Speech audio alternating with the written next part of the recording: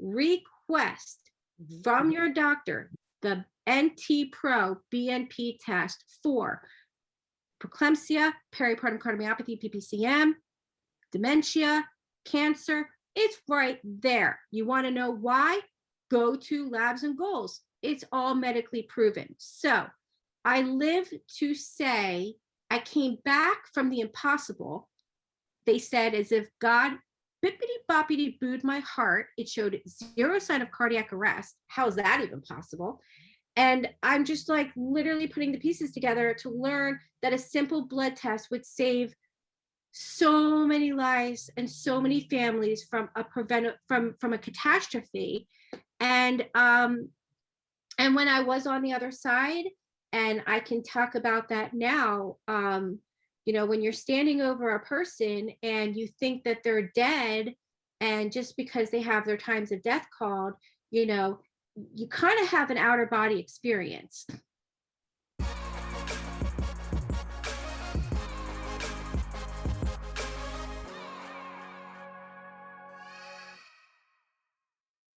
So, hey, everybody, I am here with a very special guest today, which I always say, but I would say this is really special and very important because there's a very important message at the end of this. This is Lindsay. She's a PPCM survivor. For those of you who don't know what PPCM is, Lindsay, do you want to just tell what PPCM is? Sure. It's a pregnancy-induced heart failure caused with young women, mainly. It's fluid.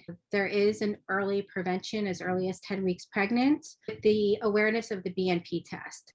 So it is preventable, but if you are untreated and you are misdiagnosed, you could suffer and you could die. Like I had the graveyard diagnosis. Most women do, because there's lack of awareness in the birthing professional and the medical community when there is a prevention. So basically fluid just crushes the heart and you suffocate. So your heart is perfect and beautiful and you're young and you're healthy until you have the cause, which is the fluid crushing the heart. And that's pretty much what it is. But the BNP test is the only test for early diagnosis, and it's not mandatory, it's not standard. Doctors don't know about it. Women don't know to ask for it. So we are continued, just like the 1,400 of unnecessary deaths after giving birth, because PPCM, peripartum cardiomyopathy, does not peak until after birth. So there is time to save a woman even up to 41 weeks pregnant. No woman needs to suffer and definitely have her times of death called like me, but it happens daily. We're getting it more out now that we have social media. We can talk about it and survivors can come and say, you know, believe survivors, listen to survivors. And so what makes your story really interesting is that you actually died. Yeah, I was pronounced, when I first time I coded, I was in the bed with my son. He was 3 months. I didn't have my times of death called.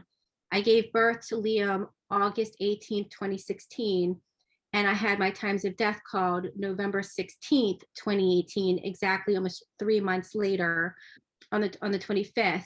The first death I have, unfortunately, on video, my husband, he knew how to do CPR, thank goodness, and he put enough oxygen in my brain, which is why I'm not brain dead. And they brought me back, and I was already pronounced dead over 50 minutes at that point.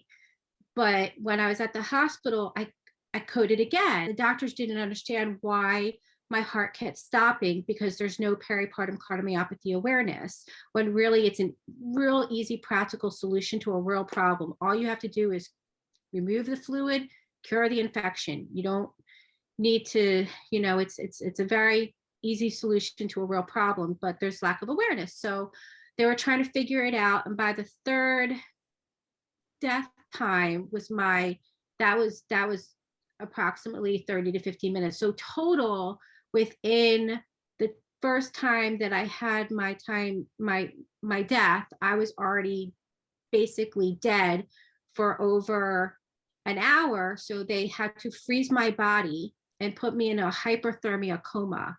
And it took them like days to thaw me out. I think it was like a total of 12 days just to thaw me out once, they freeze the body, which obviously it's a long process. I'm lucky that I'm not brain dead, and I'm lucky that I'm alive, but I did have an experience. Like, what was the reason for them to freeze you if you were Because coded? it's actually very interesting. If you've ever watched even like the Avengers or Marvel or whatever, Freeze Man. The reason why he became Freeze Man was because his wife had a disease. And if you can freeze the disease and the infection, you can remove it. And that's how you cure most diseases. The BMP test, if you get it, can actually tell you if you will get this fluid excessively. No, what it will do is it will tell you a number between 0 and 99. Anything in between that, it doesn't matter if you're a 2 or a 0 or a 26 or a 46 or a 50. But if you're above a 99, that's a red flag. And they will determine where that is, and they can prevent that. There is a correlation between the fluid when you're pregnant, whether it's preeclampsia, peripartum cardiomyopathy, that fluid causes cancer. And if you are to look, Okay. cancer, usually if you have heart failure, you have cancer. If you have cancer, you have heart failure. There's only one test that will determine early diagnosis for both, and that is the BNP test. Has any doctor that you've told this to said, yes, you're right, the BMP test does confirm these things? Absolutely. And on ppcmfund.com, the website, it is medically proven from the IPAC research lab at the University of Pittsburgh. When you go to Labs and Goals, I have a link right there. I have CDC reports in the IPAC lab that the BNP is a blood code test that will determine deadly fluid that will cause a disease, but it's all preventable medically. How did you find out that was the answer? So let's go there. I found out about the BNP test through Dr. James Fett.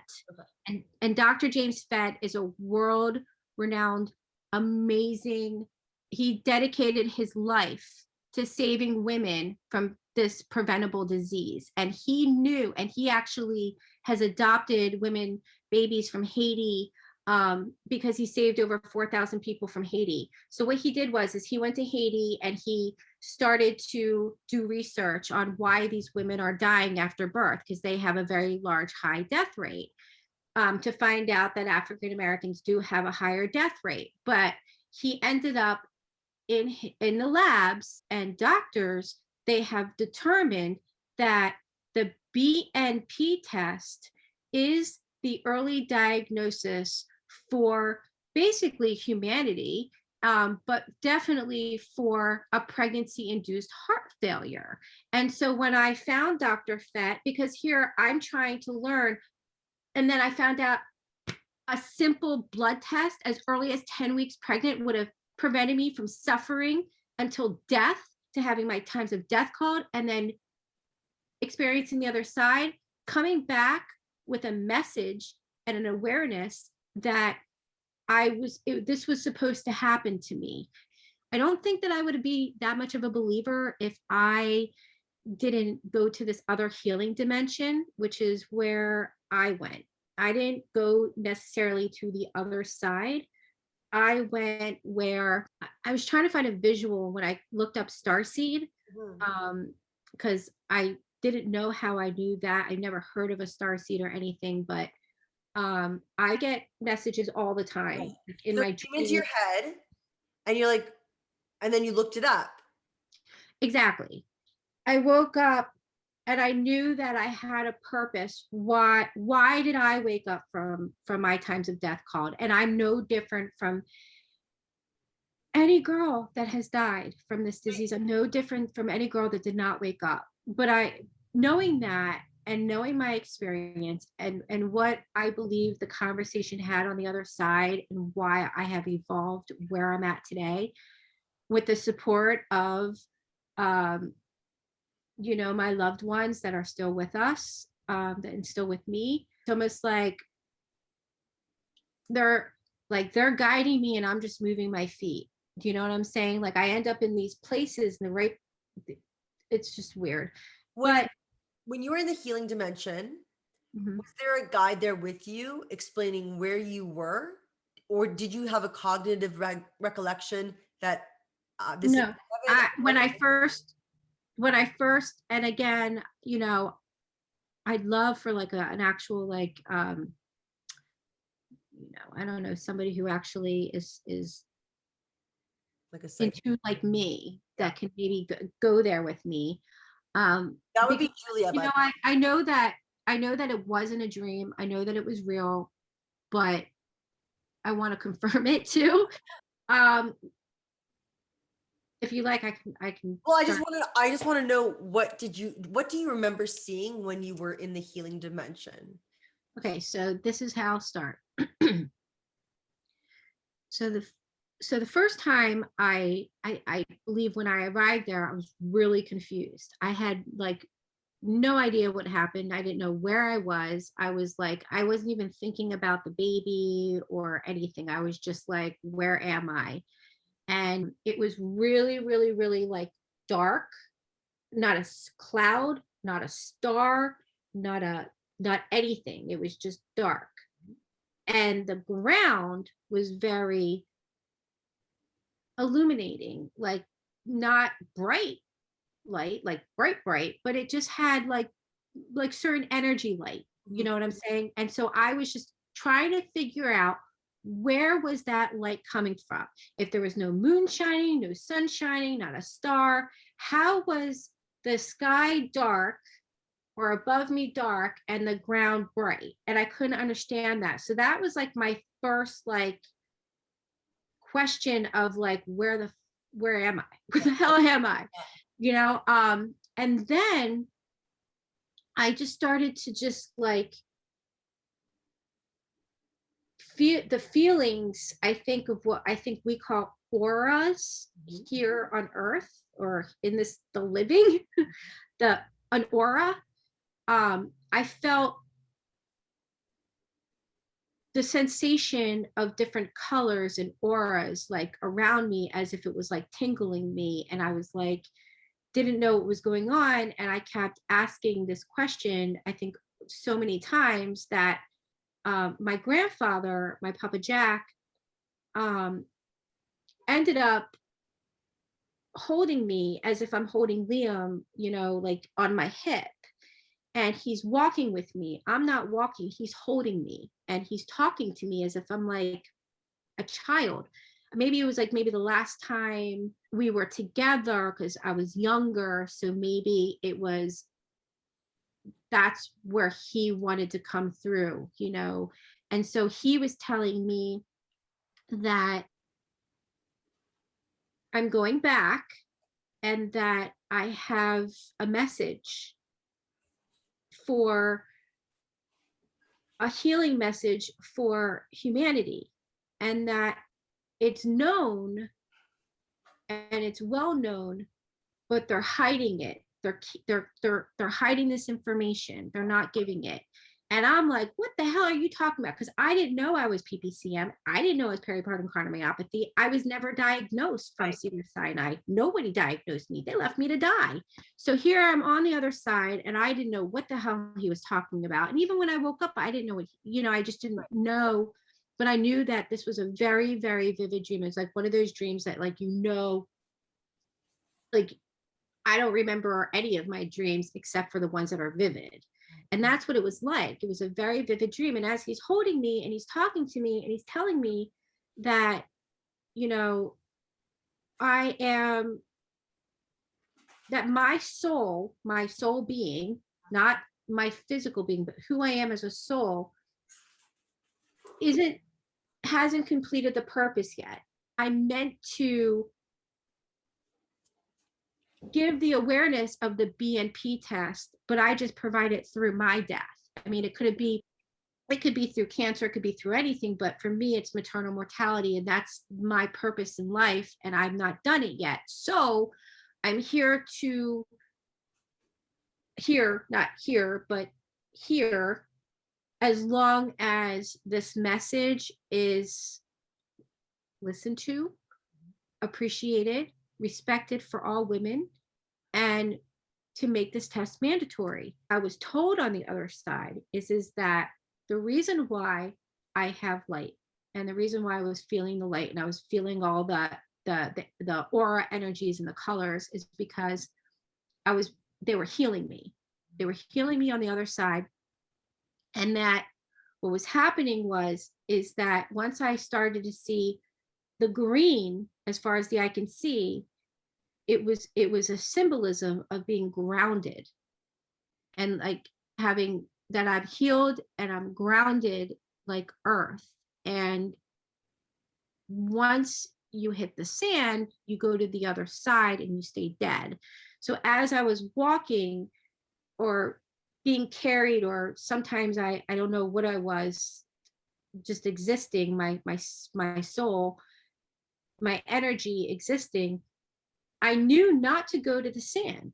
I knew to stay on the green. I'm just sending the message that was very clear from the other side that this is something that will prevent suffering and deaths, uh, unnecessary deaths to all humanity globally, and that it has been known for a very long time, decades, and you have to request it and you have to educate your doctors and you have to advocate for yourself. And if the NT-ProBNP test is so easy to get from any doctor, you can get it from your family doctor, from your cardiologist, I mean from anybody really. It's very important. It's more important than our birth date to know your BNP number.